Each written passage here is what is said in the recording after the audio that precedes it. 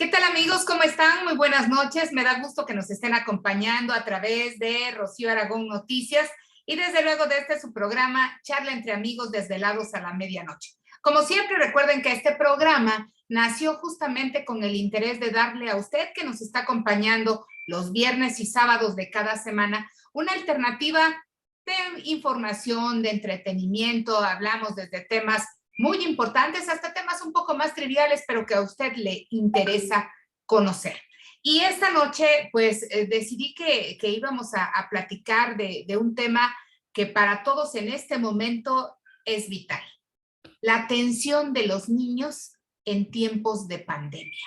Interesante el tema, ¿verdad? Bueno, pues le invito a que se quede con nosotros. Recuerde darle me gusta a la publicación, comparta la publicación y también dele me gusta a nuestra página de Rocío Aragón Noticias. A partir de hace algunos programas ya estamos subiendo también la información a YouTube. Ahí me puede encontrar como Rocío Aragón Oficial. Y por supuesto que ahí tiene usted toda la galería de videos con los temas que hemos venido abordando desde hace pues ya año y medio prácticamente, desde que inició la pandemia, que estamos aquí con usted. Bueno, pues quiero dar la bienvenida al doctor Alejandro Vázquez Hernández. Él es pediatra. Desde luego, él tiene estudios en pediatría, obviamente. Él es médico de base, especialista en pediatría del Hospital Regional Presidente Juárez del ISSSTE, es médico jubilado ya, y pues ha tenido la certificación por el Consejo Mexicano de Certificación en Pediatría Asociación Civil, autorización también para el ejercicio de la especialidad en pediatría expedido por la Dirección General de Profesiones, médico jefe del Servicio de Pediatría entre 2002 y 2019, jefe de enseñanza del Hospital Presidente Juárez del ISSSTE en Oaxaca, integrante del Colegio de Pediatría del Estado de Oaxaca, presidente también del Colegio de Pediatría del Estado de Oaxaca, integrante de la Confederación Nacional de Pediatría de México, Asociación Civil, la Asociación Latinoamericana de Pediatría del 2000 a la fecha,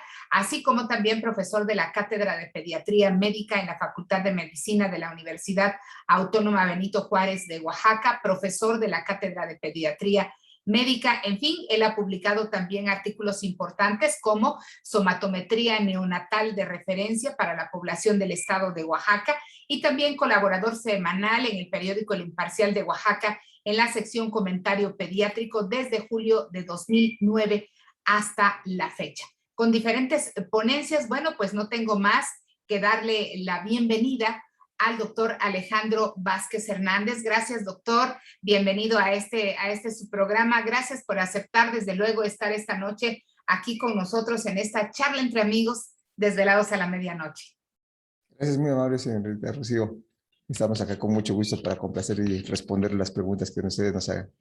Muchísimas gracias, doctor. Bueno, pues en este tiempo, doctor, bueno, en todo tiempo debemos de tener el cuidado necesario ahora sí con nuestros niños.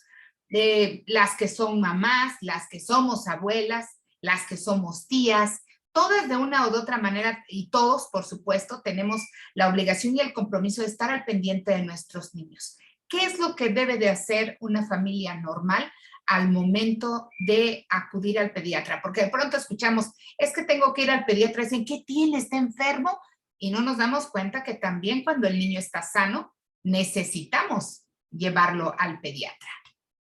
Sí, muy buena pregunta en relación a esto por el hecho de que muchas personas llegan a tener la idea que solamente los niños cuando están enfermos es que se tienen que revisar por parte del médico.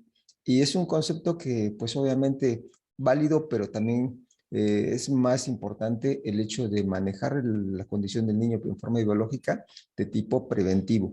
Nuevamente, un niño está en una etapa de crecimiento, desarrollo y sus órganos se están modificando al paso del tiempo y están madurando para adquirir finalmente el estado de diferenciación que va a tener en la etapa de adulto. Entonces, todo este proceso conviene de una manera muy importante y significativa estarlo vigilando de una manera periódica. Los cambios de que se van dando en el transcurso de la vida de un niño nuevamente son los que pueden establecer normalmente los periodos en los cuales el pediatra puede establecer los intervalos en los cuales se tiene que ir revisando.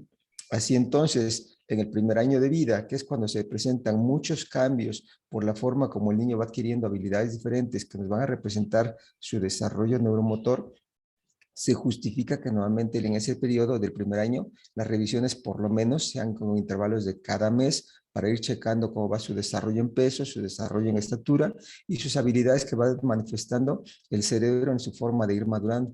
Entonces, todo esto lo tenemos que ir valorando, al igual que nuevamente la prevención de las enfermedades infecciosas con la revisión de su esquema de inmunizaciones. Entonces, a un niño lo tenemos que valorar de una manera preventiva para que nuevamente tengamos la oportunidad de que ese niño no se enferme y que nuevamente su crecimiento y desarrollo no se vea interferido por alguno de estos procesos que lo pueden llegar a modificar, alterar, deformar o limitar. Entonces, es muy importante que tengamos la cultura de la prevención. Desafortunadamente, mucha gente no le da importancia y esto en nuestro país todavía no está bien fomentado, que debemos de tener una cultura en la prevención y generalmente nos estamos atreviendo a dar la consulta cuando el niño no solamente está enfermo, sino cuando desafortunadamente ya lleva más de 3 o 5 días y no se le ha quitado la enfermedad por sí sola o con los remedios caseros. Entonces tenemos la preocupación de que ahora sí va a ser necesario que revisemos al niño cuando ese niño ya puede tener tal vez una enfermedad que puede estar limitando mucho más en cuanto a su desarrollo general. Entonces sí es muy importante que nuevamente la consulta con el pediatra y mucha de la importancia que tenemos nosotros en nuestra función médica es la de prevenir, valorar y vigilar y sobre todo dar recomendaciones a la familia para establecer un patrón de seguimiento o de cuidados específicos que se tienen que llevar a cabo. Ninguno de los papás, aún incluso yo me atrevo a señalar los que somos pediatras, tenemos la capacidad adecuada para tener la oportunidad de saber qué es lo que va a llegar a tener un niño en una etapa futura. Entonces, nosotros como pediatras sí tenemos la obligación de conocer qué es lo que se tiene que estar vigilando y es lo que nosotros hacemos en cada consulta. Tenemos que darle parámetros de vigilancia a los familiares para que sepan qué es lo que va a seguir en adelante su niño, cómo lo tienen que comprobar y en un mejor de los casos, cómo fomentarlo, cómo estimular parte de esas funciones para que el niño adquiera las habilidades de una manera más temprana. Doctor, bueno, hace no mucho que soy abuela y me doy cuenta de que la perspectiva cambia de cuando uno fue mamá, que ya llovió, ya hasta granizo cayó, dijeran, y ahora que ya soy abuela, pues las cosas cambian. ¿Cómo ha cambiado desde la perspectiva médica al momento del cuidado y nacimiento, del nacimiento y cuidado más bien de un niño de aquella época, estoy hablando, no sé, de los 80s, ahora que actualmente pues la medicina pediátrica pues también ha cambiado mucho? ¿Cómo ha evolucionado? ¿Ha habido cambios? ¿Se ha mantenido la Sí, atención también de los papás? afortunadamente la medicina, al igual que todas las demás áreas de la ciencia y de la tecnología, ha mostrado pues ventajas en cuanto al paso del tiempo. Ha permitido tener mejores conocimientos. Afortunadamente el concepto de lo que es la salud y la enfermedad también se ha expandido de una manera muy importante y esto ha fomentado que nuevamente un pediatra general nuevamente ya se vea rebasado en su capacidad para poder manejar todo lo que nuevamente involucra el conocimiento de la medicina de un niño desde que es la etapa de recién nacido hasta que llega a ser su etapa de adolescente o de joven. Aquí nuevamente queremos aclarar también que desafortunadamente muchas personas o familias o los mismos pacientes consideran que su etapa de asistir con el pediatra nuevamente tiene que ser hasta los 10 o los 11 años porque ya cuando se empiezan a transformar en adolescentes, de manera emocional empiezan a rechazar todo lo que está relacionado, vinculado con la infancia y nuevamente ya no quieren ir con el pediatra. Entonces, de entrada, nuevamente nuestra atención debería de incluir hasta los 18 o 21 años, que es cuando nuevamente el individuo ya está madurado y de una otra manera ya es cuando le tenemos que dejar que pase su atención a cargo del médico internista, que es el médico de adultos. Entonces, la pediatría ha crecido en ese tipo de atención. Ahora, en relación a ese crecimiento, ya se ha formado, se ha modificado nuevamente la capacidad de atención de los médicos. Anteriormente era pues muy importante que el médico general no solamente fuera el que revisara al niño. Generalmente este era, digamos, el parámetro de referencia que tenía la mayoría de las familias. Vamos a hablarle a nuestro médico general o nuestro médico familiar de confianza para que él se haga cargo de la paciente que está embarazada, que se haga cargo del abuelito, que se haga cargo del niño, que se haga cargo de toda la familia. Casi el Digamos, todólogo. eso es todólogo. Entonces llegó la época en la que nuevamente ya llegamos a tener importancia específica los pediatras. Y fue tal vez en aquellos años, en los 70, en los 80, cuando nuevamente ya empezamos a tener la importancia en las familias para que la gente ya empezara a buscar la atención por el pediatra. Entonces ya la atención del pediatra viene siendo un poquito más detallada y más adecuada. Al paso del tiempo, normalmente han existido otro tipo de especialistas, tanto que nuevamente en el área de ginecología ya no solamente existe el ginecólogo que se hace cargo de las enfermedades de la mujer, sino que nuevamente existe un ginecólogo que tiene una especialidad muy particular, que es el perinatólogo, que nuevamente se va a hacer cargo de las alteraciones específicas que se producen en el embarazo que pueden afectar a la mujer y al niño como binomio en ese tipo de atención. Ya después, cuando el niño está por nacer, y desde antes de preferencia, también aquí es muy importante recalcarle a las personas oyentes que es muy importante que también se tenga que tener una consulta con el pediatra antes de que vaya a nacer el niño. Justo Porque aquí de otra... tengo, doctor, perdón, justo aquí tengo una pregunta que se relaciona con eso. Eva nos dice vía WhatsApp, ¿por qué tiene que, he escuchado que las mujeres embarazadas tenemos que acudir con el pediatra? ¿Como para qué tengo que ir con el pediatra? Que eso no lo puede ver mi ginecólogo, dice. Exactamente. Aquí nuevamente vamos a hacer una referencia muy particular.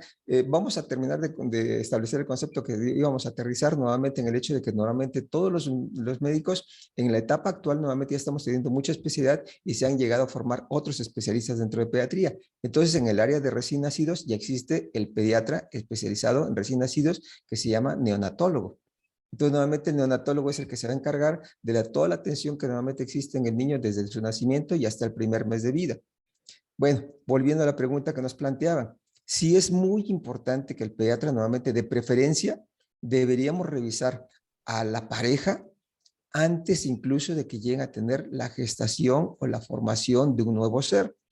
¿Por qué? Porque sencillamente en la información que nos pueden ellos orientar en características familiares, en antecedentes nuevamente donde ellos provengan, en el hecho de que nuevamente existan algunas enfermedades entre los familiares, nosotros podemos ir sospechando el riesgo probable que puedan llegar a tener de algún niño en su gestación futura que vayan a tener, de que ese niño pueda venir con riesgo. Entonces aquí es muy importante que desde el principio tengamos la oportunidad de que los pediatras podamos documentar lo que se llama el riesgo gestacional o el riesgo perinatal que pudiera llegar a haber en relación con el niño. Hay un riesgo perinatal en relación con la embarazada que normalmente lo tiene que valorar el perinatólogo y hay un riesgo que normalmente puede llegar a tener el niño por las enfermedades que pueden haber.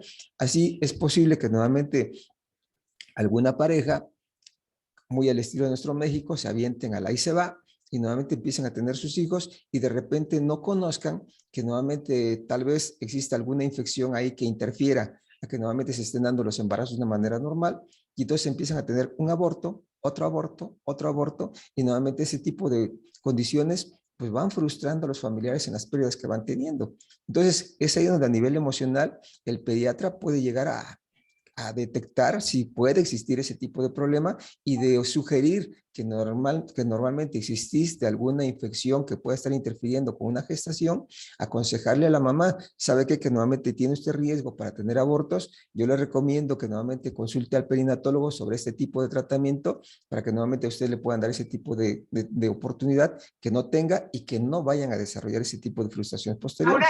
ahora doctor, digo, ese es el ideal, ojalá todas hubiéramos pensado en eso en un momento dado, porque nos ahorraríamos como mujeres y a nuestros hijos también, pues obviamente cualquier cantidad de padecimientos o riesgos que si hubiéramos sido responsables, lo hiciéramos.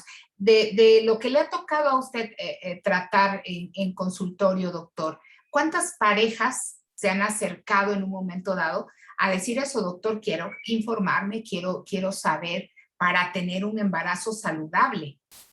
No, aquí el antecedente prácticamente no existe. Desafortunadamente la situación ha sido al revés. Hemos sido nosotros los pediatras los que casi hemos reclamado a estas parejas que se debía de haber tenido un consejo previo al momento del embarazo, porque muy frecuentemente llegamos a tener que el niño que nos trae en ese momento en la consulta ya puede tener un problema que normalmente se pudo haber evitado.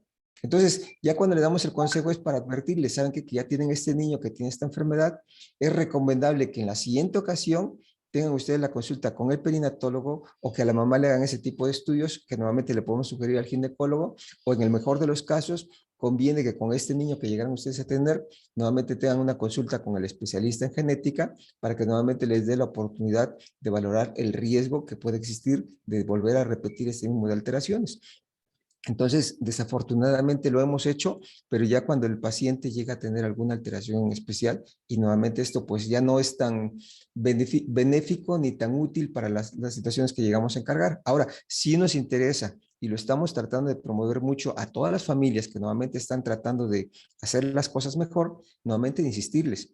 Es necesario que normalmente tengamos la oportunidad de dar la información de una manera preventiva. Aquí aprovecho también para hacer una referencia muy especial. Normalmente la mayoría de las personas cuando saben que van a tener un niño, hacen una fiesta previa al momento del niño, hacen su baby shower. Y normalmente en este baby shower se entregan cosas que a veces no van a ser tan útiles como para que nuevamente nosotros como pediatras podamos hacer una mejor sugerencia. Entonces, le regalan biberones, le regalan esterilizadores que nosotros a la primera consulta le vamos a decir, eso no se va a ocupar. Claro. Ahora, también nosotros pudiéramos sugerirle a estas personas que nuevamente pudieran disponer de ofrecerle como regalo a estas parejas que van a tener un niño, quizás algún libro en donde puedan tener información de todas las condiciones en las que nuevamente vienen estos niños o que todo lo que se van a enfrentar. Entonces, literaturas hay muchas y de otra manera nuevamente hay apoyo bibliográfico en las cuales nuevamente se pueden ellos llegar a sustentar en algunas alternativas que nuevamente puedan llegar a tener como dudas o planteamientos. Aquí lo importante es que tengan una fuente de información que sea fidedigna. El problema que tenemos con nuestro crecimiento tecnológico con redes sociales es que les están haciendo caso a comentarios que normalmente hacen otras personas que no tienen tanto vínculo con el área médica.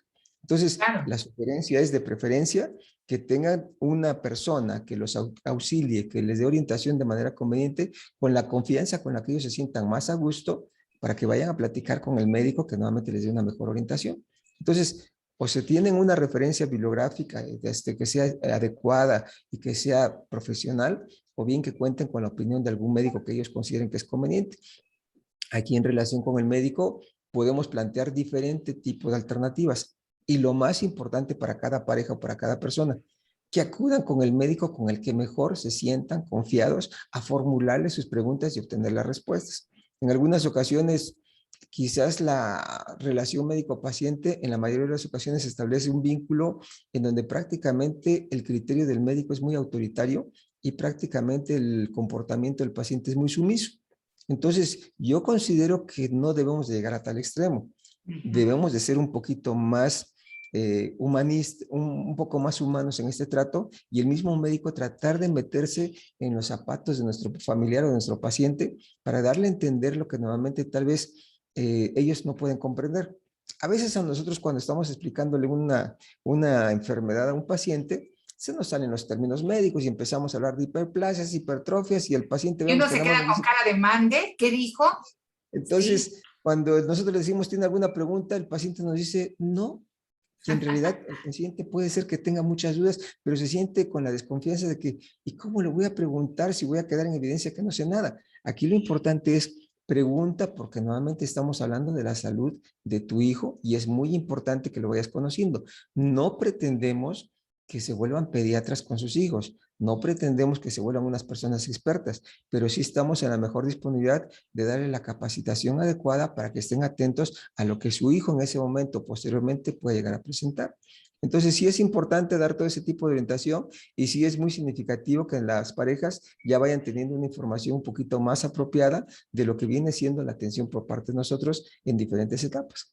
Doctor, aquí Mayra nos dice, doctor, ¿podría por favor recomendarnos algunos libros para que podamos en un momento dado informarnos y en su caso regalarlos? Mi hija está esperando a mi primer nieto.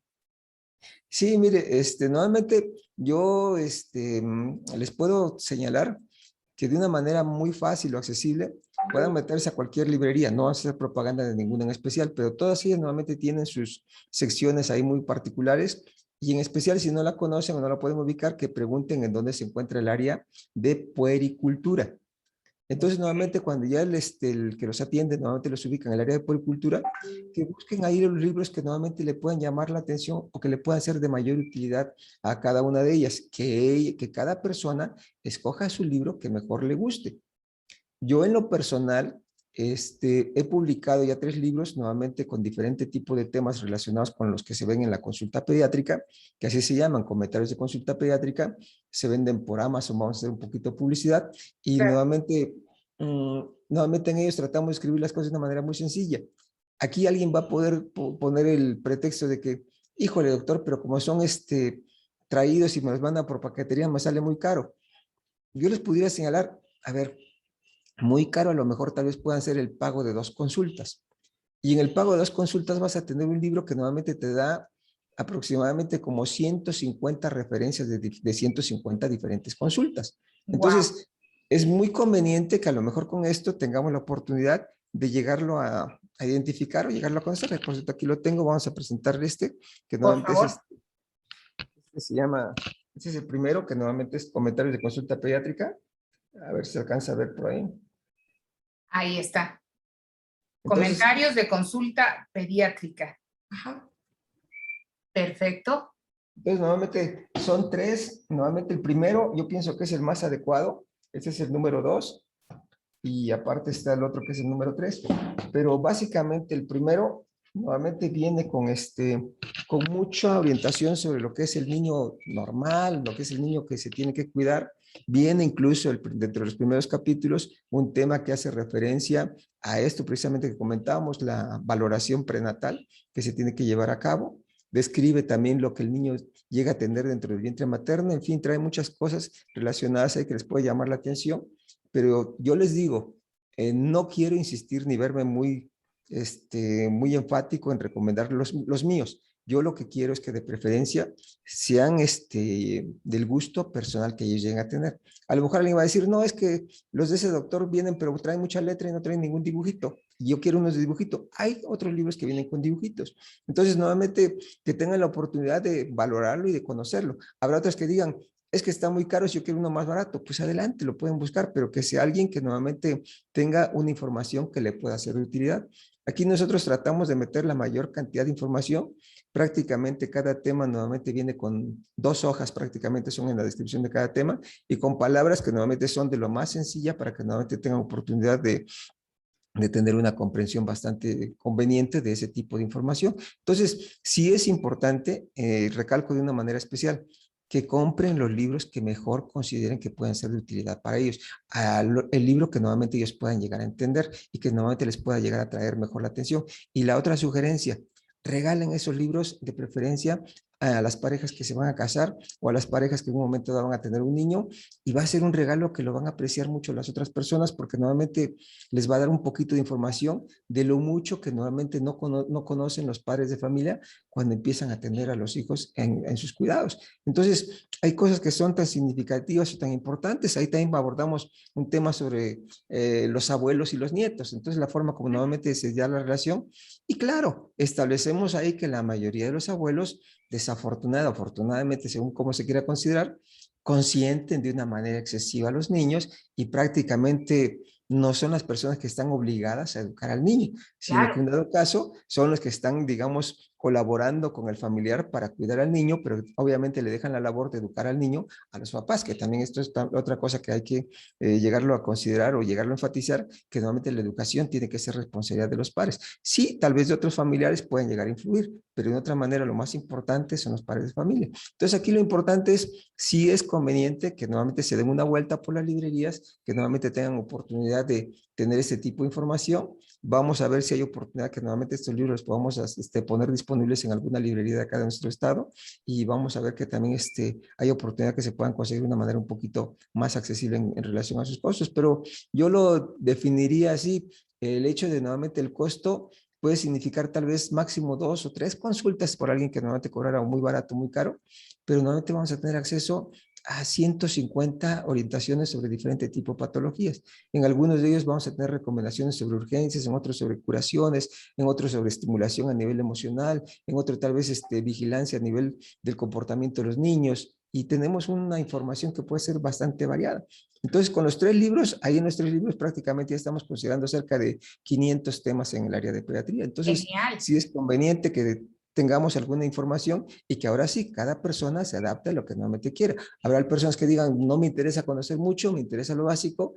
De acuerdo, búscate un libro que normalmente te traiga lo básico y que te guste. Entonces, sí es cuestión de que, en especial, que todos cuenten con un medio de información. Y la otra, es un medio de información que también los puede apoyar para que cuando vayan a consulta con sus niños, no ya tengan un conocimiento básico de lo que tal vez les dice el médico, o tal vez, dependiendo de lo que le diga el médico, tengan oportunidad de comparar lo que viene en otro tipo de información. Oiga, eso tiene usted toda la razón. ¿Por qué le digo esto?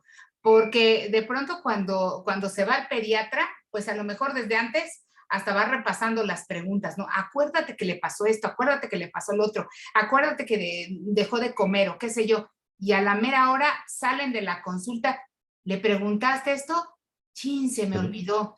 Y ya valió porque, o sea, desperdiciaste una oportunidad de oro que tenías al momento de ir con el pediatra que estaba viendo al niño, a lo mejor, no sé, distinta coloración de la lengua o no lo sé, muchas cosas que desperdiciamos, repito. ¿Por qué? Por la prisa, porque no nos organizamos, porque no teníamos realmente idea de cómo acercarnos con el pediatra, porque creo que cuando va uno al médico en general, pues tiene que tener, como bien lo decía usted, doctor, pues la confianza para preguntarle lo que necesitemos. Oiga, doctor, ¿y por qué le está dando esto? ¿Y por qué le pasó el otro? Yo alguna vez me acuerdo que le decía, oiga, perdón que sea tan preguntona, pero prefiero preguntar y preguntar y preguntar a guardar silencio y al ratito estar con la duda, ¿y para qué fue esto? ¿O por qué no le dije esto, no? Creo que es una experiencia maravillosa el ser mamá y el ser abuela también, pero lo es más cuando lo tomamos con responsabilidad. Y ahora que decía usted dentro de este libro, Comentarios de Consulta Pediátrica, doctor, hay un tema que me llamó la atención cuando usted lo abordó, el tema también pues de índole psicológica con los niños, más aún ahora que está tan de moda el asunto del regreso a clases que decide el confinamiento, que qué podemos hacer con los niños. De pronto creo que los que más necesitan ayuda son los papás más que los hijos, porque los niños de pronto se entretienen con muchas cosas y los papás se convierten como más preocupones, ¿no? Por lo que está pasando. ¿Qué hacer en este momento con ellos, con miras al regreso a clases, con miras también a darles el apoyo necesario del pediatra a los niños? Sí, es una etapa que normalmente pues ha sacado del contexto tradicional que teníamos a muchos profesionistas que normalmente están relacionados a la atención de los niños. Psicólogos, maestros, pero los mismos padres de familia se han enfrentado con ese tipo de circunstancias. Entonces aquí lo que vemos de bueno en un momento dado que lleguen a tener estas familias es que esta etapa ha permitido que tenga una mayor vinculación y una mayor formación de empatía entre nuevamente los integrantes de la familia, cuando las circunstancias emocionales se mantienen estables. Aquí el problema que también tenemos es que normalmente los padres de familia y los otros familiares que no han vivido la situación de estar tanto tiempo encerrados, pueden empezar a tener los problemas y su patología en su comportamiento también va a influir en los niños. Debemos señalar también, como principio muy comúnmente aceptado, que nuevamente los niños aprenden lo que ven en casa. Desde Y luego. si están viendo en la casa que nuevamente existen conductas neuróticas, histéricas, psicóticas, o temores o depresiones, ese modelo de comportamiento les estamos enseñando a ellos. Debería ser un momento, o debe ser un momento, esa etapa en la que nosotros deberíamos de disfrutar de una manera mucho más adecuada el tiempo que compartimos con los niños y sobre todo lo que mucha gente maneja, tiempo que no sea en cantidad, sino que sea de calidad adecuada con la convivencia con ellos. Acercarse con ellos, sentarle un rato en las piernas, leerles un ratito un cuento, interpretarle el cuento, hacerle que tenga su imaginación desbordada, a jugar con ellos, participar en los juegos que normalmente nosotros teníamos y que a lo mejor al rato reclamamos que por qué los niños no lo juegan, porque no se los hemos enseñado. En mis tiempos yo jugaba matatenas o canicas o trompo y este niño no lo juega y está todo el tiempo con el videojuego. ¿Y cuándo has convivido con ellos para enseñarles ese tipo de juegos? ¿O cuándo le has enseñado a jugar Claro. esos juegos? Entonces, nuevamente sí nos hace falta un poquito de identificación y es un tiempo que lo podemos aprovechar. Si las familias nuevamente tienen oportunidad de disfrutar a sus niños y pasar tiempos de calidad con ellos, estos niños van a tener la oportunidad que esta temporada van a conocer a sus familiares con un modelo de comportamiento bastante adecuados. Perdón. También en relación a esto, eh, estamos viviendo una situación a nivel mundial, global, en donde nuevamente se está, digamos, aceptando mucho las variantes de género. Y estas variantes de género lamentablemente están establecidas por una falta de vinculación o relación en identidad o empatía con la pareja que nuevamente son los padres de familia que viven en un hogar. Doctor, Entonces, esta parte que está usted comentando me parece vital y que pocas veces se habla de ello, fíjese. sí, porque de otra manera, yo siempre lo he manejado. En este concepto de esta manera, ese tipo de condición nuevamente es como cualquier otra enfermedad. Alguien va a decir, ¿sabes qué? Fíjate que estoy subiendo de peso, fíjate que tengo sobrepeso, fíjate que soy obeso, fíjate que nuevamente ya estoy en prediabetes y fíjate que ya soy diabético. Ujú. Bueno, nosotros volvemos a insistir, nuestra área de pediatría tiene que manejar mucho preventivo. Y desde el momento en el que el médico se está dando cuenta que nuevamente está pasándose a sobrepeso, tiene que señalar, ¿sabes qué? Que el niño se está pasando en peso, hay que establecer medidas que nuevamente eviten esto. Identidad de género, de manera similar. Los pediatras también deberíamos de tener un parámetro para ir valorando a los niños conforme va dando su crecimiento. Y dentro de este contexto, también valorar quizás el rol que nuevamente tenga la pareja a nivel familiar para que nuevamente el modelo de comportamiento emocional, conductual, psicológico, personal, físico, sea de una manera que nuevamente al niño o a la niña le permita identificarse con ese tipo de género que le corresponde. El problema que tenemos es que lamentablemente se ha relajado mucho la identificación de pareja, se ha modificado mucho la relación de pareja, se ha perdido mucho el modelo familiar y de otra manera los modelos que se empiezan a adquirir nuevamente son con depreciación a la imagen de algún tipo de pareja, a la figura materna, a la figura paterna, enaltecimiento o digamos una mayor virtud a la pareja, a la persona que se queda al cuidado de uno o con la que uno se siente mejor, y es ahí donde nuevamente el niño ya puede empezar a perder valores que normalmente no debería hacer. Entonces, los médicos también deberíamos de involucrarnos en ese tipo de aspecto, así como vamos viendo que su crecimiento y su desarrollo va bien, tendríamos la oportunidad de señalarle a los familiares, cuidado, porque este niño está perdiendo nuevamente la identificación del rol que usted está manejando y usted tiene que ocupar ese tipo de situación. Yo recomiendo que vayan ustedes a una terapia de tipo psicológico, a una evaluación de tipo familiar, para que nuevamente al rato la condición no se llegue a perder. Entonces, Claro. siendo así las cosas, sería menos probable que nuevamente llegáramos a tener el clásico, la salida del closet de los muchachitos cuando normalmente ya dicen, ¿sabes qué? Que te aviso que a partir de hoy yo me voy a comportar de esta manera. Es como cuando llegamos a identificar, ¿sabes qué? Que la prueba de azúcar salió muy elevada y esta persona es diabética. Pero es que no nos dimos cuenta, no nos dimos cuenta. Entonces a ellos también se pueden manejar en esa forma.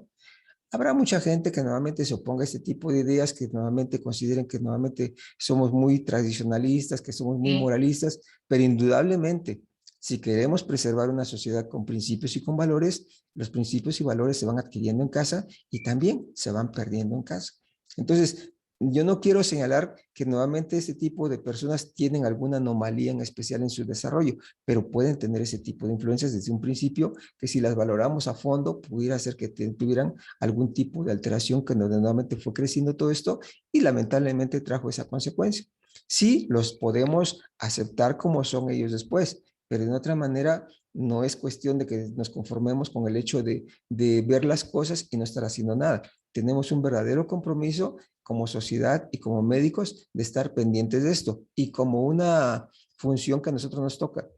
Le podemos advertir a una persona, ¿sabes qué? Que el niño se enfermó de catarro no porque anduvo con los pies descalzos en el suelo, sino porque tuvo contacto con otra personita que tuvo esta enfermedad. Y de igual manera también señalarlo, ¿sabes qué? Que este niño puede tener alteraciones en su comportamiento de género porque ustedes están fallando de esta manera. Los familiares en un dado caso con el catarro nos pueden hacer o no nos pueden hacer caso, pero ya se los advertimos. Sí, En el por otro caso supuesto. también, nos pueden o no nos pueden hacer caso, pero también ya se los señalamos.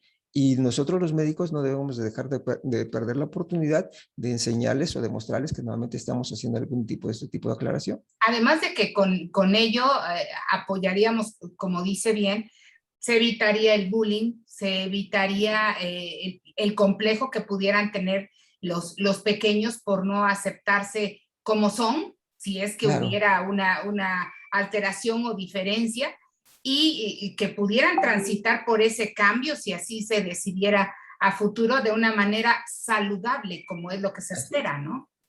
Sí, ese tiempo nuevamente, volvemos a insistir, ese tiempo permite que nuevamente la familia pueda influir de una manera muy importante en la convivencia con estos niños y le pueda inculcar valores y le pueda inculcar principios y se puedan identificar con ellos. Aquí la cuestión está en que quizás los mismos familiares con las condiciones sociales o económicas a las que se ven restringidos, tal vez por no tener mucha economía, tengan que trabajar los dos, se tienen que ir los dos afuera y los niños se tienen que quedar a cargo con otros familiares. Bueno, tratar de que nuevamente ese tipo de situación tenga poca afectación en el desarrollo de estos niños y tratar de tener la orientación por parte de una persona que nos pueda llegar a dar alternativas de solución para que nuevamente el conflicto no siga creciendo, pero que estemos muy conscientes que nuevamente la obligación como padres de familia que tenemos es la de dar una formación adecuada a nuestros hijos, no solamente en el aspecto biológico, sino también en el aspecto social y en el aspecto emocional.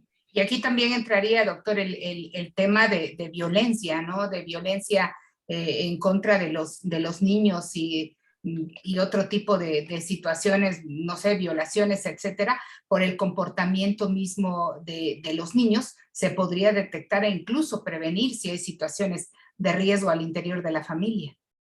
Sí, sí, sí, todo ese tipo de situaciones se pueden llegar a llegar a detectar, se pueden llegar a prevenir y se pueden llegar a señalar, ¿no? De otra manera, cuando nos damos cuenta que quizás, para empezar, pudiera ser que el papá no venga a la consulta y que nuevamente vemos a la mamá que es de una actitud demasiado sumisa, por ahí ya nos da a entender que pueden estar las cosas mal. Y sí, en más de una ocasión como pediatras hemos tenido que dar ese tipo de consejos o recomendaciones al familiar, a pesar que el familiar lo niegue o no lo acepte de una manera inmediata. En alguna ocasión hubo algún familiar que me dijo, oiga doctor, yo vine a consulta por el catarro del niño, no a que me diga cómo me tengo que comportar yo. Pero de Wow. otra manera yo le dije, no lo estoy haciendo porque yo tenga algo en contra de usted. Yo lo estoy haciendo porque mi responsabilidad y mi profesión me ubica a que yo tengo que cuidar el desarrollo de este niño. Y este niño puede llegar a tener alguna tendencia posterior a tener algún trastorno cuando usted se comporta de una manera quizás especial con el niño o con la misma mamá. Entonces, no por el hecho de que la forma como usted lo educaron, tal vez con violencia, o tal vez con muchos regaños, o tal vez con mucha disminución de su autoestima, va a hacer que el niño también vaya a crecer de una manera adecuada, de acuerdo a lo que usted piensa que es lo más adecuado en ese aspecto. Entonces le ofrecemos la alternativa, le decimos qué es lo que tiene el que hacer y si no tiene esa capacidad de aceptar nuestra sugerencia, que pueda acudir a otra valoración que normalmente le puedan dar de una manera un poquito más profesional, con un psicólogo, una persona que sea psicoterapeuta para que nuevamente le dé una orientación en cuanto a la forma de comportarse con ellos y el propósito va a ser eso, que nuevamente la persona se identifique que tiene algún problema para evitar que sus niños también no lleguen a padecer el mismo cuadro. Doctor, Laura nos comenta, doctor, ¿en qué momento si mi hijo presenta fiebre o está mal del estómago o tiene tos, debo de llevarlo al médico para saber cuándo y cómo o cuál es el momento oportuno, nos dice? Sí, aquí lo importante es de preferencia en el momento en el que las mamás que conocen muy bien a sus hijos o los papás que también lo llegan a conocer, identifiquen que el comportamiento ya no es el habitual. De una manera habrá la oportunidad que digan, pero no tiene fiebre, pero no tiene vómito, pero no tiene nada, pero ya no lo noto que esté igual, ya lo noto que esté un poquito decaído. Entonces, desde ese momento, tal vez no haya muchos datos, pero sí tenemos la oportunidad, los médicos especializados en pediatría, de encontrar otro tipo de alteraciones en la revisión que hacemos al niño y quizás empezar a dar el tratamiento antes de que empiecen ellos a tener la molestia. Entonces, sí es importante que en el momento en el que ellas lo empiezan a notar que está con una actitud o un comportamiento alterado, sí es importante que a partir de ese momento ya puedan acudir a la consulta. No faltará alguna que ya tal vez tenga experiencia en cuanto al manejo de algunas cosas y que nos diga, yo sé cómo empezar a controlar la fiebre y eso fue lo que empecé a hacer. Nada más que el niño llegó a tener otras cosas. Ok, es válido cuando nuevamente saben hacer las cosas de una manera eficiente. Y si no resulta la evolución de una manera, digamos, a una remisión espontánea por el cuadro que pudiera ser autolimitado, entonces también 2 días sería válido para mantener en observación máxima a un niño de que normalmente no tiene mejoría, pero ya 3 o más días definitivamente ya no es lo más apropiado. Ahora, doctor, en el tema, aquí hay otra pregunta, en el tema del COVID, particularmente en niños, estamos viendo que en esta tercera famosa ola de COVID-19 se está afectando más a los niños. Aquí la pregunta iría en dos sentidos. Uno, en el factor preventivo y otro en el sector de enfermedad propiamente y el sector curativo. ¿Qué hacer en estos casos para ponerse en alerta y poder darle la atención que necesitan nuestros niños? Sí, aquí la respuesta va a ser un poquito más amplia por el hecho de que normalmente involucra diferentes etapas y involucra diferentes condiciones del desarrollo del niño. En primer lugar, tomar en cuenta que normalmente los niños tienen una capacidad de respuesta orgánica que está en desarrollo para poder responder de una manera mucho más eficiente que los adultos. Primer punto, normalmente los niños no tienen tanta afectación en cuanto a manifestaciones generales como los adultos. Derivado de esto, nuevamente un niño es más raro que se llegue a tener que hospitalizar. Es muy raro que nuevamente se tenga que intubar y es muy raro que llegue a fallecer. Aquí vamos a señalar esta condición especial. Normalmente los niños que tienen enfermedades asociadas a ese tipo de patología, al COVID, van a ser los que pueden tener mal pronóstico. ¿Quiénes son? Los niños que están en los extremos de la nutrición, los que están desnutridos o los que están obesos o con sobrepeso. Los que tienen aquellos problemas que normalmente pueden ser enfermedades respiratorias crónicas, asmáticos o personas o niños que tienen fibrosis quística o niños que tal vez tengan algún otro tipo de problema que les afecte su sistema inmunológico, deficiencias inmunológicas o que tengan el tratamiento con algún tipo de esteroides o algún tipo de inmunosupresores como por algún tipo de cáncer. Esos niños son los que pueden tener un riesgo. Entonces, niños que normalmente tienen sus características normales y que el médico los ha estado viendo, supervisando de una manera periódica y están normales, esos niños prácticamente no van a tener ningún riesgo. Con esa tercera ola tenemos una mayor cantidad de niños enfermos porque resulta ser que cuando estuvo la primera y la segunda ola, no teníamos los adultos la vacuna y teníamos quizás más la seriedad y la formalidad de mantenernos más reservados en casa. Entonces, en aquella ocasión, normalmente los adultos no salíamos tanto. Éramos más respetuosos de que nada más salía una sola persona y salía la menor cantidad de tiempo. Y básicamente con eso teníamos la oportunidad de no traernos tantos virus a nuestra casa para poder contagiar a los demás. Tanto que nuevamente los adultos prácticamente se enfermaban, pero no era una cantidad muy importante. Ahora, sucede la vacunación. La vacunación empieza por abarcar a los adultos mayores y de luego de otras edades para abajo. Estos adultos, confiados en que ya no van a tener la enfermedad tan grave, ya rompen un poquito el cerco nuevamente de la seguridad en cuanto al hecho de movilidad. Ya empiezan a salir más, ya empiezan a convivir más. Y entonces cuando tienen oportunidad se traen al virus de una manera mucho más importante a la casa. Entonces, estos niños que los tenemos todavía guardaditos en casa, porque todavía se nos dicen las mamás, es que él no ha salido de casa, pero usted sí, y usted se lo ha traído al Claro. niño. Entonces, nuevamente, los adultos, hasta donde se han hecho los estudios estadísticos, nuevamente se demuestra que los niños terminan siendo contagiados por los adultos con los que conviven en su seno familiar. Desafortunadamente, el virus ha cambiado en algunas características y con estos cambios que ha tenido en su composición, ahora tenemos un virus que normalmente es más dañino y es más contagioso. Anteriormente, el virus original, necesitábamos tal vez tener el contacto con un adulto durante 15 minutos para que nuevamente tuviéramos la oportunidad de recibir una cantidad suficiente de virus para poder recibir ese tipo de enfermedad o poder desarrollar la enfermedad. Con este virus, nuevamente es suficiente con que la persona tenga contacto con nosotros en un segundo para que En nos un transmita segundo. un segundo, para que nos transmita esa misma cantidad que anteriormente era. Por eso es que tenemos que esto es mucho más contagioso. Antes, nuevamente, el virus contagiaba máximo a 2 o 3 personas. Ahora este virus nuevamente está contagiando 8 o 9 personas. Entonces, tenemos que nuevamente esos adultos llegan con una mayor cantidad de virus a sus casas y contagian más fácilmente a los niños.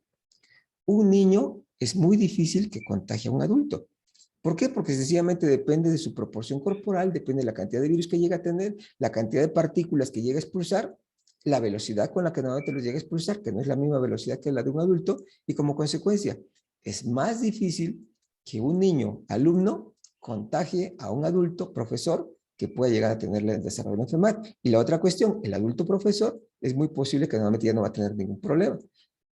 El problema que vamos a tener en las escuelas es que el adulto profesor, con la cantidad de gérmenes que tiene y la capacidad de virulencia que tiene de poder transmitir la enfermedad, sí puede transmitir la enfermedad a muchos niños. Entonces aquí el hecho de regresar a clases significa o tiene que involucrar en la condición de que se tienen que tener las medidas necesarias en las escuelas para que nuevamente el niño no se llegue a contagiar.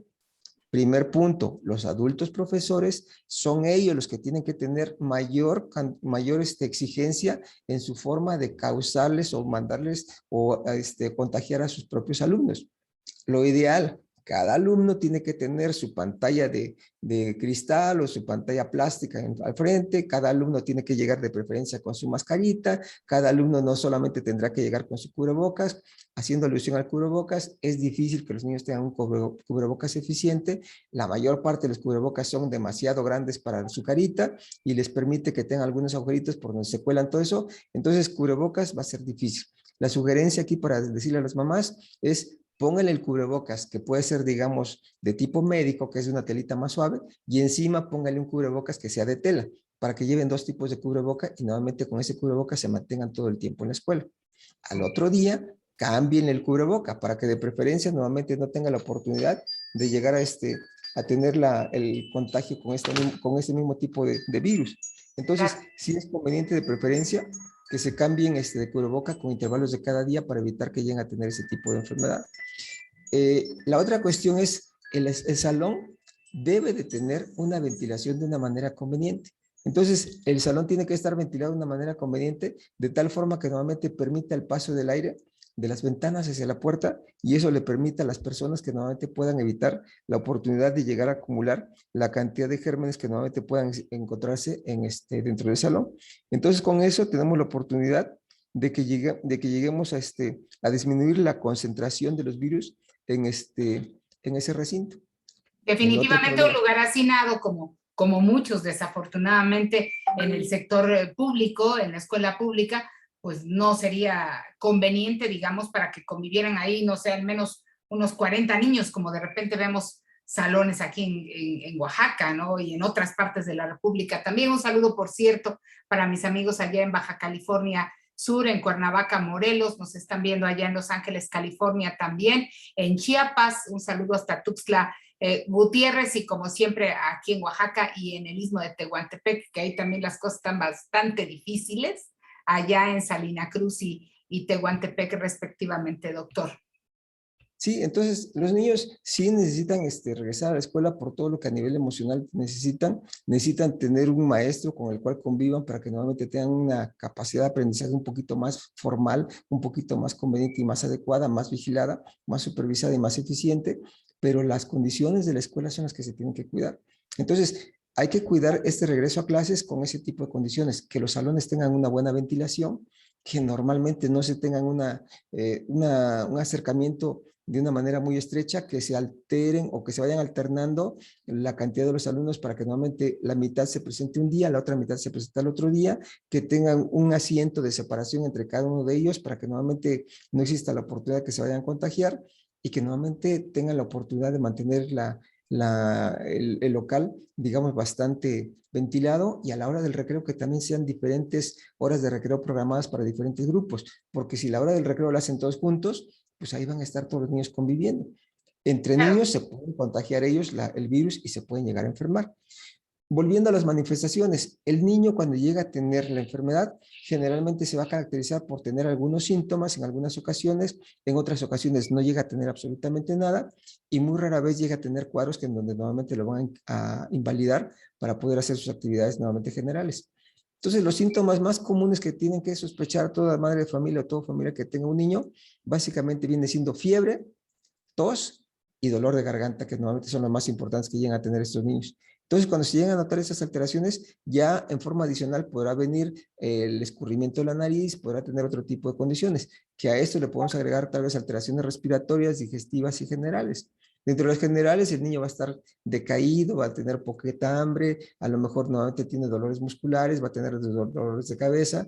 A nivel respiratorio, junto con la tos, va a tener un poquito de dificultad para respirar, va a tener escurrimiento de la nariz, va a tener lagrimeo, va a tener como manifestaciones digestivas aparte, un poquito de diarrea, dolor abdominal o falta de apetito, o va a tener la pérdida de la sensación del gusto que lo pierde o del olfato que también lo llega a modificar. Entonces, son todos estos datos los que nos tienen que hacer sospechar ese tipo de alteración y sobre todo el antecedente de una persona o de algún lugar en donde el niño se pudo haber contagiado. Si hasta la fecha todos los niños están asintomáticos o no han tenido problema, hay que tomar en consideración que en el momento en el que asistan a la escuela, pudiera ser el momento en el que algunos niños adquirieran la enfermedad. En promedio, 7 a 10 días después del inicio de la escuela, podemos empezar a notar qué niños pueden empezar a desarrollar ese tipo de alteraciones. Al niño que se empieza a notar decaído, que se empieza a notar con mal estado general, o que llega a tener francamente tos y fiebre, ese niño ya no tendrá que ir a la escuela. ¿Por qué? Porque todavía va a tener capacidad en los siguientes 3 días de poder contagiar a otros niños más. Quizás 2 o 3 días antes ya tuvo la oportunidad de contagiar a sus otros compañeritos y habrá que vigilar quién más en el salón empieza a tener más problemas. Entonces, sí es una condición que se tenga que estar haciendo una vigilancia adecuada. Los niños que normalmente van a participar en la escuela, deberíamos de ser mucho más exigentes en este regreso a la escuela en relación con el certificado médico que nos piden a nosotros algunos médicos. Claro. Entonces, aquí los médicos muy frecuentemente lo hacen de una manera rutinaria. Vienen a pedir el certificado, les rellenamos un formato, se los firmamos y se los entregamos. Aquí la cuestión que debemos de actuar es con mucha responsabilidad, tomarnos el tiempo necesario para descartar que este niño no tenga ese tipo de factores adversos.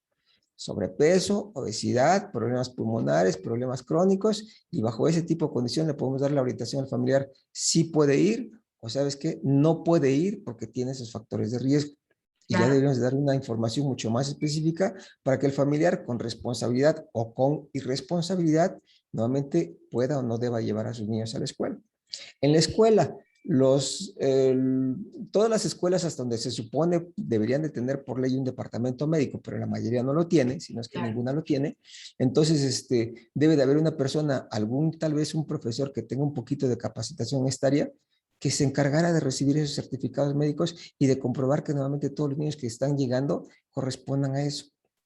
Si por ahí en alguna mañana en su salón llegan a notar que un niño está enfermo o que se siente mal o que tiene accesos de tos, a ese niño mandarlo tal vez a otro saloncito que esté desocupado o mandarlo a la dirección o mandarlo a un lugar donde pueda estar aislado y notificar de manera inmediata a los familiares para que vayan por él inmediatamente y no se permita que ese niño siga teniendo contacto con sus otros compañeritos. Y así evitamos la posibilidad de que estos niños se lleguen a enfermar. Entonces, son cosas que se pueden manejar en forma preventiva. Estos niños generalmente cursan su evolución de una manera conveniente, a excepción de los que tienen otro tipo de enfermedad. Nuevamente, ahorita vimos noticias que pueden ser alarmantes y decir, o llegarnos a enterar, el Hospital Infantil de México está saturado. Sí, está saturado con niños que tienen COVID, pero también tienen otra cosa. No solamente es la pura enfermedad, sino que también tienen otro tipo de enfermedades. Entonces, sí es cuestión que nosotros lo tomemos con sus reservas que son convenientes, el hecho de llegar a considerar a todos estos niños que están enfermos. La prevención, por ahí hemos notado que incluso se ha conseguido mediante argumentos legales que normalmente alguien tenga la oportunidad de poderle poner la vacuna a su niño, a su joven antes. Aquí la cuestión es, este tipo de decisiones yo quisiera que normalmente se hayan tomado o que se consideren avalados por una opinión médica que sea significativa y que sea bastante bien justificada o avalada mediante estudios que normalmente están siendo incluidos. Actualmente se está encontrando que la aplicación de una vacuna a este tipo de muchachos a esta edad puede traerles consecuencias de alteración a nivel cardíaco. Entonces, este tipo de alteración generalmente se puede presentar de una manera a corto plazo, por llamémoslo así. Entonces, ya por ahí están en alerta los sistemas nuevamente de vigilancia de efectos secundarios de estas vacunas para decir, ¿sabes qué? Vamos a esperarnos. Todavía no podemos decir que nuevamente se la podemos poner porque están sucediendo ese tipo de alteraciones. Oye, pero es que la proporción es muy bajita, pero existe. Entonces, de otra manera, no tenemos nada seguro que tal vez a largo plazo estos mismos muchachos puedan llegar a tener otro tipo de padecimientos a nivel de cardíaco. Entonces, yo sugiero que nuevamente de preferencia, hasta que tengamos bien avalado a nivel internacional el empleo de ese tipo de vacunas, que no exista alguien que se quiera arriesgar a ponerle la vacuna a su niño de manera anticipada por el simple hecho de tener la fobia de que el niño se pueda llegar a enfermar con ese tipo de cosas. Es posible que nuevamente este jovencito, por la edad en la que se encuentra, por su característica de desarrollo y su sistema inmunológico, tal vez si padece la enfermedad no va a tener ninguna consecuencia. El otro punto de vista, si se pone la vacuna y a largo plazo llega a tener una consecuencia a nivel de corazón, lo vamos a dejar, digamos, disminuido en sus capacidades físicas para el resto de su vida. Entonces, yo quiero que nuevamente con esto sí seamos cautelosos en la forma como nuevamente vamos a tomar ese tipo de información y tengamos que decidir sobre ese tipo de efectos secundarios que se pueden llegar a presentar. Y por último, nada más señalar, estamos viviendo una época en la que nos ponemos gel por todas partes, nuevamente estamos cuidándonos de la boca de no tener nada, y lamentablemente estos niños, principalmente los menores de 3 años, ya están entrando a una etapa en la cual nuevamente están viviendo una etapa estéril en su vida, cosa que no es lo más natural. Entonces, nuevamente estos niños tienen que desarrollar un sistema inmunológico con todo lo que deberían de ingerir, con todo lo que deberían de tener en contacto. Y ahí viene la importancia.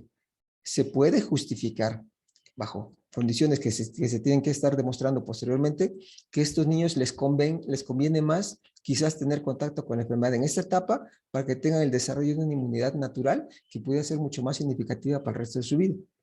El problema está que normalmente estos niños no los estamos dejando que estén tocando las cosas sucias, que las estén chupando, y no solamente no les estamos evitando que no tengan COVID, sino les estamos evitando que no tengan el ingreso de unas bacterias que normalmente forman parte de una flora intestinal que va a ser de ayuda y que va a ser estimulante del sistema inmunológico, y los estamos predisponiendo a que después van a tener un trastorno de diferenciación en su sistema inmunológico que los pueda predisponer a enfermedades alérgicas, inmunológicas o incluso hasta algunos cánceres. Entonces, hay que permitirle y hay que decirle a los familiares que no se inquieten si estos niños andan con la boquita descubierta. A todos los niños menores de 5 años no tienen que utilizar cubrebocas para que tengan oportunidad de eso. El cubrebocas puede significar algo con lo que se pueden ahogar también. Y que desarrollen ese sistema de inmunidad, pues es parte de su naturaleza normal. Ok, entonces, sí, porque digo, lo hemos comentado incluso en este espacio, utilizan cubrebocas, hay niños que se adaptan, hay niños que no se adaptan a utilizar el cubrebocas, incluso hay otros de que aún de pequeñitos, pues ya saben que si salen a la calle tienen que ponerse el cubrebocas y hasta se ven simpáticos porque ya saben cómo utilizarlo, ¿no? Entonces, sin embargo, hay necesidad que esta inmunidad de la que esperamos en algún momento ocurra, esta inmunidad de rebaño, se logre y a través de ellos podría ser una vía, ¿no? De que efectivamente ellos adquieran defensas naturales en contra de la enfermedad. Claro, sí, porque de otra manera normalmente esto ha sido evolución de las especies de hace millones de años en donde nos hemos enfrentado, y es en esa etapa donde normalmente los niños pueden llegar a tener su desarrollo inmunológico de una manera conveniente, y normalmente ese tipo de células tienen capacidad maravillosa de llegar a salir a sacar adelante a ese tipo de pacientes. Ahora, doctor, aquí tenemos otra pregunta. Dice, yo tengo a un bebé recién nacido, tiene 3 meses, y estoy en la disyuntiva si lo mando o no a la guardería. ¿Qué tan conveniente es que yo lo pueda enviar a la guardería en tiempos de pandemia? Volvemos a insistir en lo mismo. Hay que comprobar en primer lugar que se trate de un niño sano, que no tenga ningún problema. Segundo punto, que se alimente con leche materna. En la leche materna vienen todos los ingredientes que normalmente le ayudan a su sistema inmunológico a madurar y que tenga una respuesta más apropiada. Si la mamá ya se puso la vacuna porque está embarazada, también el niño tiene protección. Lamentablemente esa protección está durando nada más hasta los 3 o 4 meses a más tardar, y tal vez después ya va a ser importante que nuevamente tengan otro tipo de protección. Ahora, estos niños, nuevamente su sistema inmunológico tiene esa capacidad para poder tener ese tipo de respuesta. Si el niño no tiene ningún problema a nivel de corazón, pulmones o alguna enfermedad sistémica, va a tener la evolución de su padecimiento de coronavirus prácticamente nada más con fiebre, tos y algún poco de molestia que lo va a hacer que lo va a condicionar a que esté llorando durante un ratito.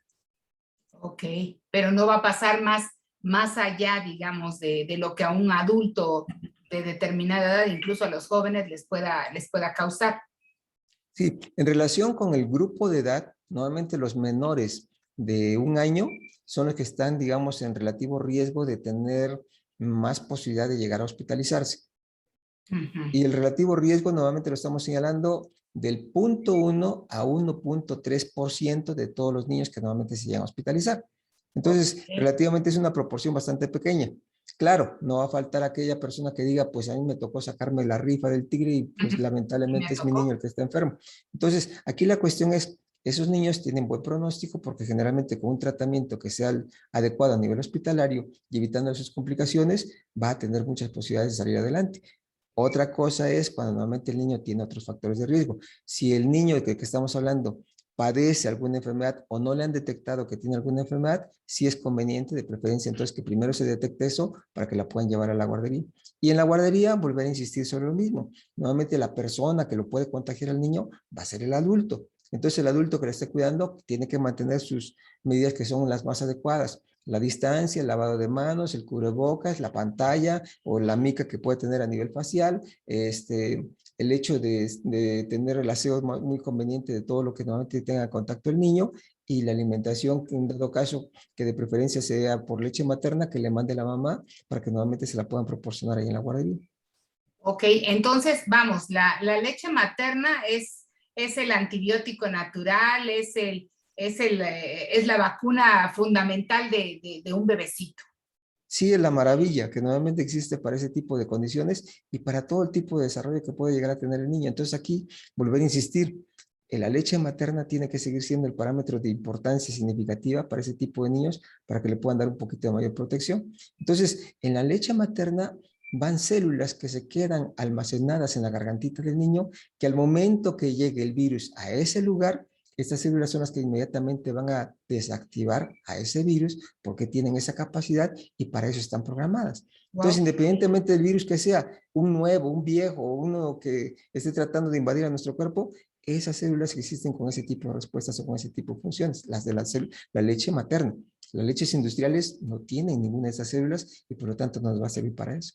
Doctor, otra pregunta más. Dice, yo tengo mascotas y ahora con lo del coronavirus, pues la verdad he preferido mantener alejado a mis hijos de mis perros y de mis gatos. ¿Estoy tomando la decisión adecuada? Quizás es un poquito exagerada, ¿no? Normalmente ese tipo de infecciones por virus son muy específicos son muy relacionados con las especies animales. Entonces, habrá algunos virus que normalmente padezcan los propios animalitos domésticos que no nos hacen daño a nosotros. Habrá algunos de nuestros virus que normalmente no les hagan daño a ellos. Entonces, normalmente hasta el momento no se ha encontrado que tenga alguna relación, alguna de estas mascotas para podernos transmitir ese tipo de enfermedad que lo cuiden normalmente de todo lo que pudiera representar como riesgo ese tipo de mascotas en relación a su comportamiento que pudiera ser agresivo, quizás un poquito salvaje, quizás un poquito instintivo, para que normalmente el niño no vaya a resultar con alguna herida, alguna mordedura que pudiera ser y siempre mantenerlo bajo vigilancia, pero tanto así como algún parámetro en relación a las mascotas y ese tipo de enfermedad, no, afortunadamente no tenemos nada documentado con ese aspecto. Doctor, pues de verdad que ha sido un placer. Creo que toda esta charla entre amigos desvelados a la medianoche ha estado más que perfecta por el tiempo del regreso a clases, ya se acerca, hay muchas inquietudes de parte de los padres de familia, si mandarlos o no a clases, si, pues no sé, ponerles una protección adicional en sus caritas, desde el agua con jabón, si hay o no hay en la escuela, etcétera, pero me parece que la orientación de un profesional de la salud que sabe, conoce del tema y que ha estado pues de cerca con los pequeñitos en esta y todas las épocas, pues creo que es más que genial tenerlo aquí con nosotros. No, hombre, muy amable, Rocío. Estoy a la orden para lo que ustedes consideren conveniente y de otra manera también vamos a ver la posibilidad que en YouTube tengamos oportunidad de estar sacando cápsulas de 10 minutos aproximadamente con Por diferentes temas que favor. normalmente podemos manejar. Y Entonces, por nos ahí, queda pendiente, yo creo, doctor, el tema del asunto de la leche materna, porque ahora más que nunca con la experiencia con mi nieta también, le puedo decir que la leche materna es la maravilla, no hay nada absolutamente que se le compare y ciertamente muchas prefieren decir, ay, no, es que mi figura y lo que sea, sacrificar esa parte en vez de darle esa maravilla, esa leche maravillosa que la mamá le puede dar a su hijo. Claro, por otra parte podemos señalar también en relación a esas preocupaciones que tienen algunas mamás, la lactancia previene el cáncer de seno. Entonces, por ahí también se tiene que llegar a tomar ese aspecto. Si no le das lactancia a tu niño, te estás arriesgando a tener cáncer de seno y que en el futuro te tengan que quitar alguna de estas estructuras que tanto quieres cuidar. Entonces, mucho cuidado con ese aspecto para pensarlo de una manera un poquito más profunda y saber que es para eso sirven y para eso están destinados y que afortunadamente esa es la labor que tiene que desempeñar la leche materna. Doctor, pues doctor Alejandro Vázquez Hernández, pediatra, muchísimas gracias por esta charla entre amigos desde Lados a la Medianoche. No se les olvide comprar el libro en Amazon, Comentarios de Consulta Pediátrica por el doctor Alejandro Vázquez Hernández, que ese sí sería un regalo genial para las futuras mamás, para las parejas más bien que quieren ser papá y mamá. Que lo valoren y que decidan mejor qué libro. Eso es lo más importante, pero que tengan alguna información más específica, no nada más redes sociales. Doctor, ¿algún número de teléfono al que puedan comunicarse si alguna persona del auditorio quiere hacer una consulta en particular con usted? Sí, el número de celular es 951-550-84-19. El consultorio Perfecto, nuevamente, el consultorio está ubicado en Sabinos 410A, Colonia Reforma. Entonces, perfecto. estamos ahí en la disponibilidad de poderlos atender con todo gusto. Muchísimas gracias, doctor Alejandro Vázquez Hernández, por esta charla entre amigos. Y a usted, amigo del auditorio, no se pierda el programa el día de mañana en punto de las 11 de la noche. Estará con nosotros un joven emprendedor, él es optometrista, y vamos a platicar con él precisamente del emprendedurismo en los jóvenes, que creo que en este momento de crisis económica también hacen la diferencia cuando se tiene una visión real de qué es lo que se quiere. Así que gracias, doctor, gracias a nuestros amigos del auditorio. Los esperamos mañana a las 11 de la noche a través de este mismo canal, Rocío Aragón Noticias en Facebook y Rocío Aragón Oficial en YouTube. Yo soy Rocío Aragón, hasta mañana, que tengan una muy feliz y agradable noche, que la pasen en la compañía de quien ustedes más quieran y recuerden mantener en su rostro una sonrisa que nada les cuesta. Gracias.